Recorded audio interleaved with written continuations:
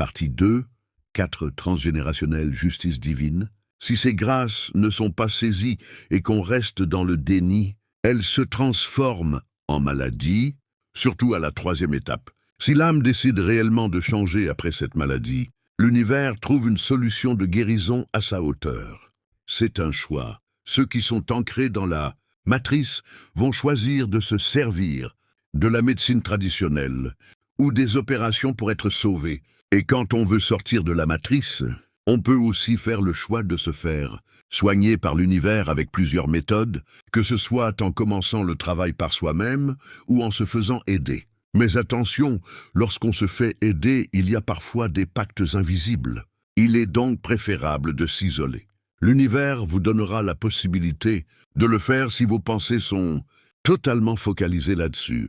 À partir du moment où l'univers vous autorise à vous isoler, si vous faites vraiment le travail, il vous laissera tout le temps nécessaire pour aller jusqu'au bout.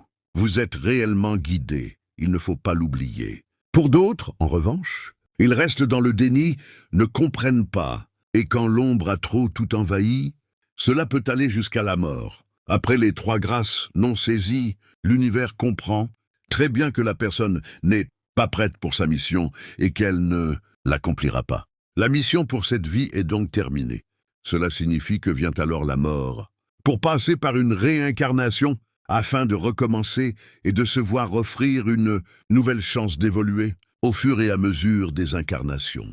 Les réincarnations sont infinies pour nous permettre d'apprendre. C'est là le message reçu aujourd'hui.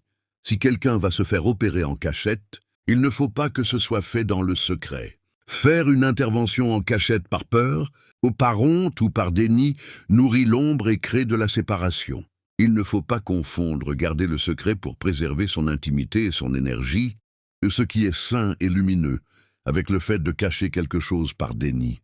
Si vous êtes déjà entouré d'ombre, le peu de lumière qu'il vous reste doit être cultivé, sinon l'ombre l'emporte. Pour que le futur soit amélioré, l'acte doit être guidé par la lumière, pas par l'ombre.